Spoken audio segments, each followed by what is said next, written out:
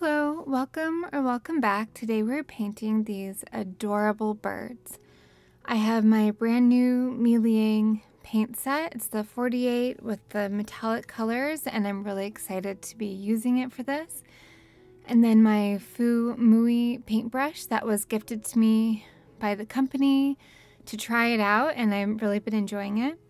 So the first step for these birds is to make 3 little ovals.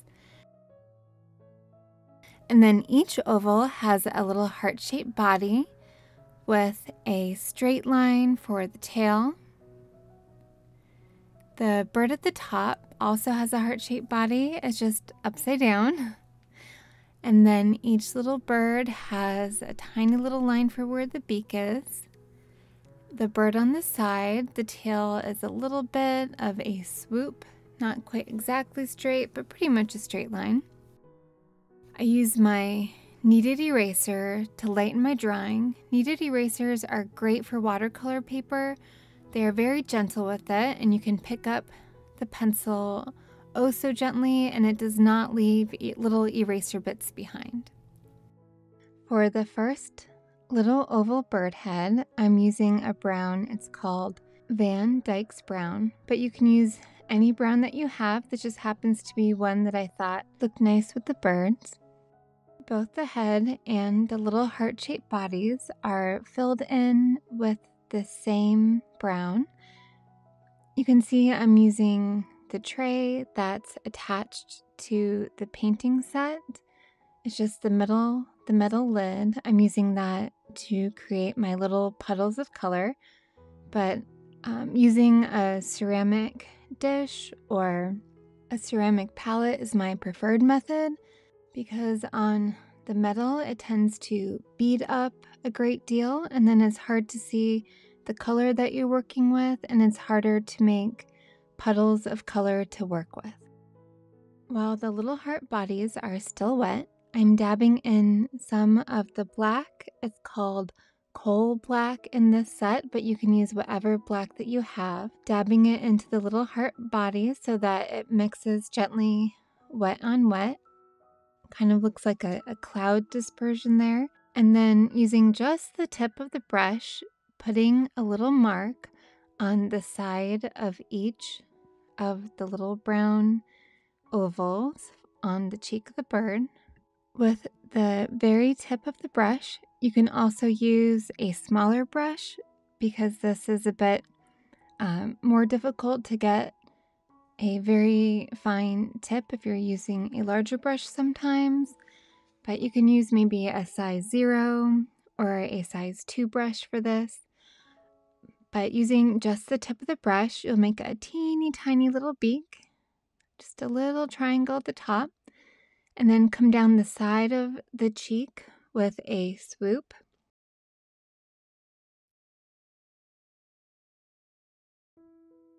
Then for the tail, a little straight line down. Mine's a bit wavy, which I think gives it more of an organic look, so maybe a slightly wavy straight line down.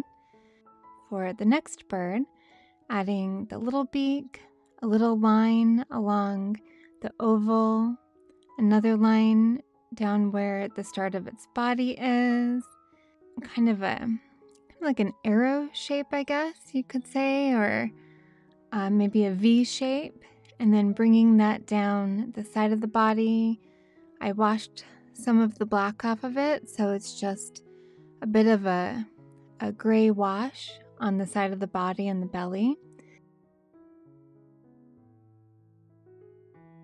A straight line for the tail with another little straight line, 2 little swooshes for the tail.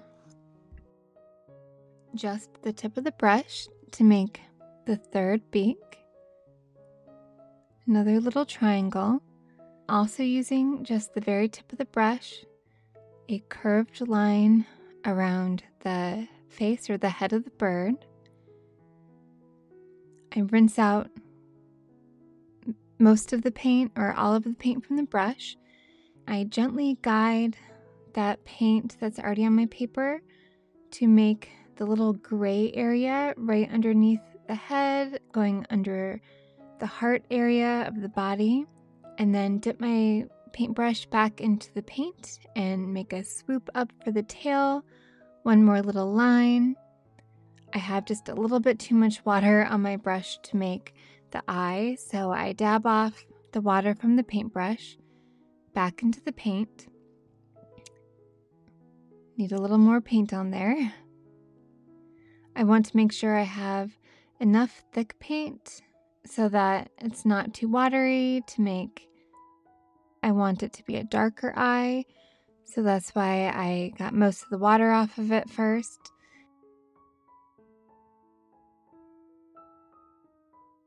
For this last bird, you can see that I make the round eye, and then I dry off my brush a little bit, and I'm making a line going through it horizontally because that gives it the look of kind of like a more of a natural bird eye look, because they're not just, round circles, they have more of an almond shape to them. So this gives it just the hint of an almond shape. And now I'm making a little puddle of gray. I tested out on the paper towel, and you can see it just made a very pale gray little cloud. And I'm using it for the second tail feather for this bird. I decided it's just a little too light, add a little bit more paint to it, decided it was too dark. So I dried off my paintbrush on the paper towel and I sucked the paint back up like a sponge using the dryer brush. And I'm leaving that lighter color gray behind.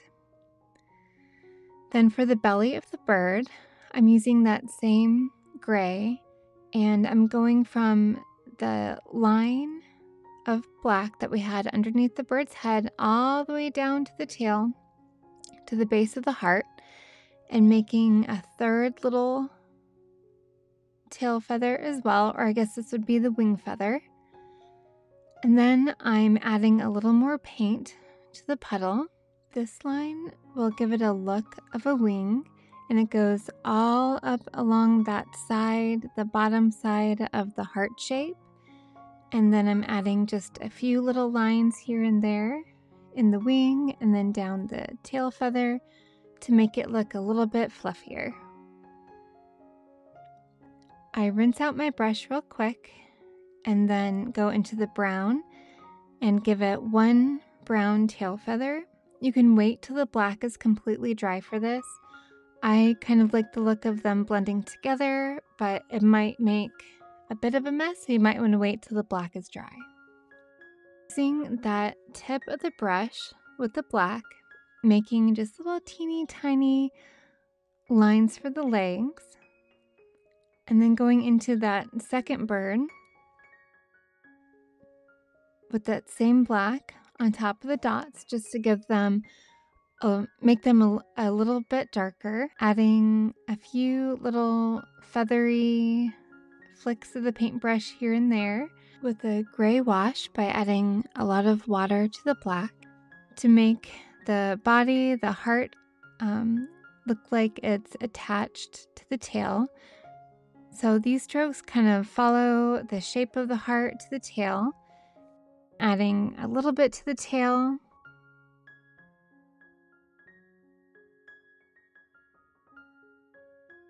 The tip, making the legs and the bird at the top, going back down to the one at the bottom, adding a few more strokes here and there, kind of a feathery look with the black.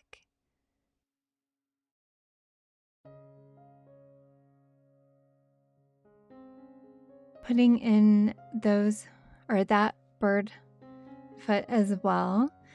I'm going to have it on a branch, and so I'm drawing it curved around as the bird will be sitting on the branch and holding on to it. I make a little puddle of gray, and with short little brush strokes, I'm making little feather looking lines up on that top bird. I had just a little bit too much water, so I used my paper towel to soak it back up, and then using a wash or watered down brown of the same brown I used for the bird, I put in a couple tail feathers on either side of that dried black line and a few little other little feathers in the very back. And then going into that black again, going over some of those dots in the body, up the side with a swoop up the side of the heart and into the tail, adding a few little feathery brush strokes here and there, so just little swooped lines to make it look more like there are feathers there.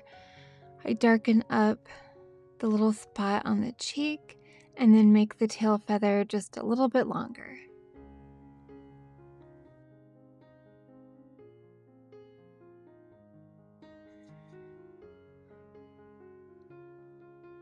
And a few more little feathery strokes.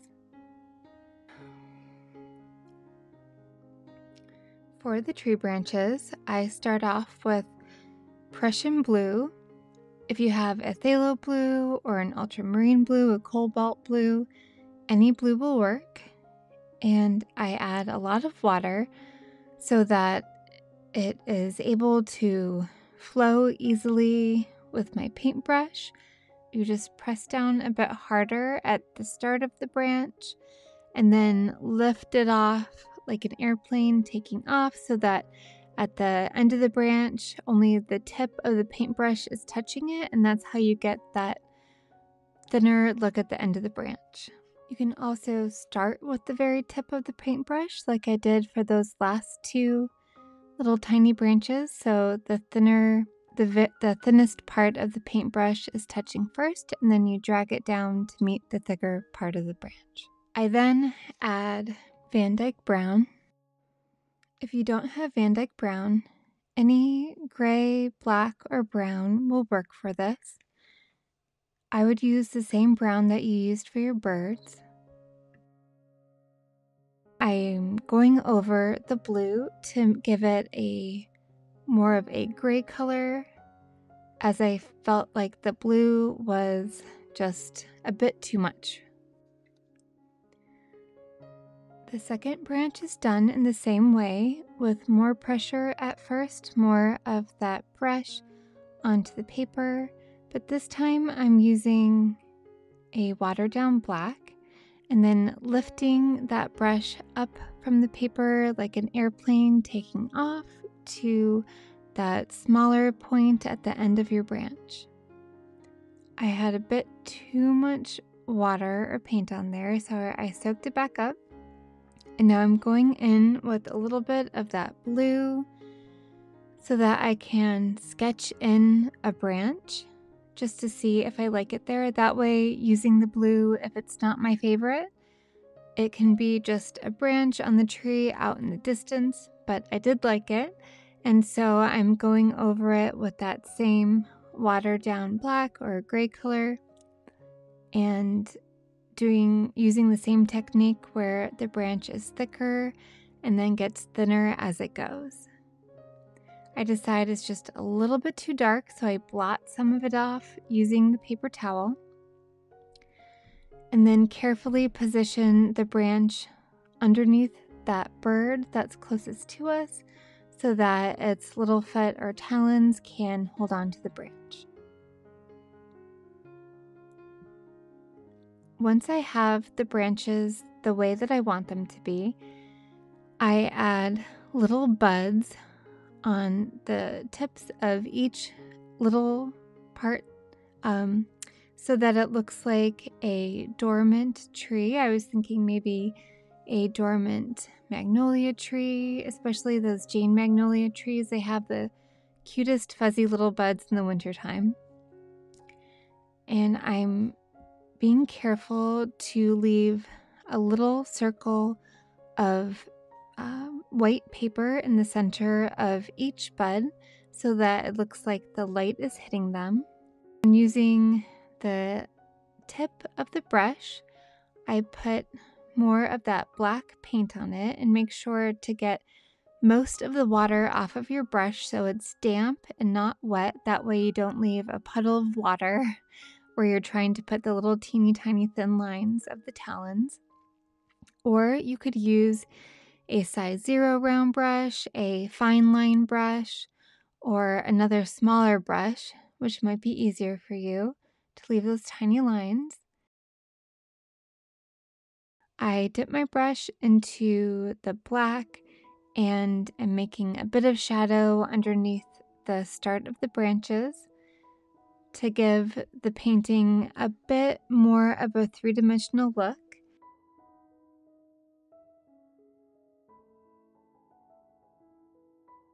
The bird that's closest to us, its body, its heart body, looked a bit detached from the head, so I added just a little bit of feather there. I'm adding some brown to the tail feathers.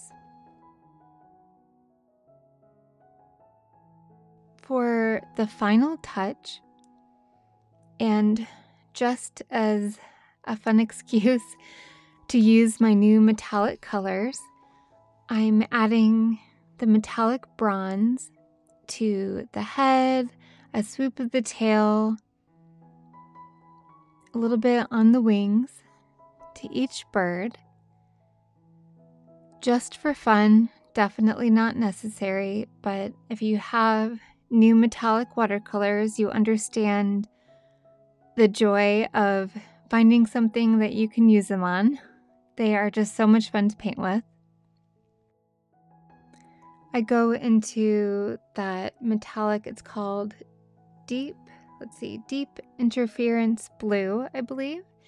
Put that here and there. I also go into that, it's called flashing pearl, and I'm adding that into the light gray of the bellies and a little bit on the branches. I think it adds a bit of magical or icy winter sparkle. Thank you so much for joining me today. I hope that you get the chance to try this out for yourself, and I'll see you next time.